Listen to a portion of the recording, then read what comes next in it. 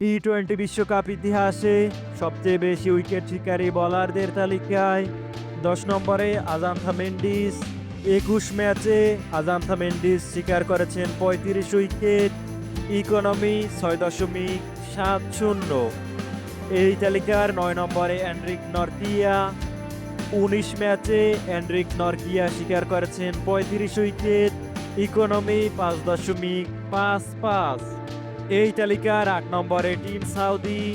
25 ম্যাচে team Southee শিকার করেছেন 36 উইকেট, ইকোনমি 6.99। এই তালিকার 7 নম্বরে সাইদ আজমল। 23 ম্যাচে সাইদ আজমল শিকার করেছেন 36 উইকেট, ইকোনমি 6.79। এই তালিকার 6 নম্বরে অ্যাডাম জাম্পা। 21 ম্যাচে অ্যাডাম জাম্পা শিকার করেছেন 36 উইকেট, ইকোনমি 6.32।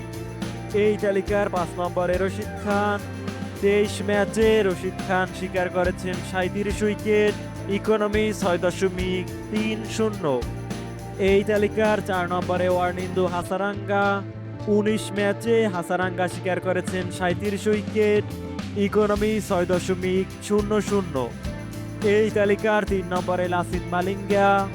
31 ম্যাচে মালিঙ্গা শিকার করেছেন 38 উইকেট, ইকোনমি 7.43।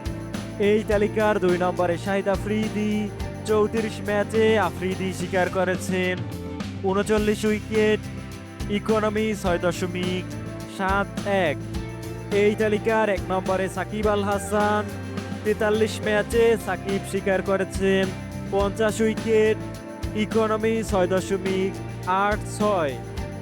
টি-20 বিশ্বকাপ ইতিহাসে আপনার কাছে সেরা বোলারকে জানাতে পারেন কমেন্টে।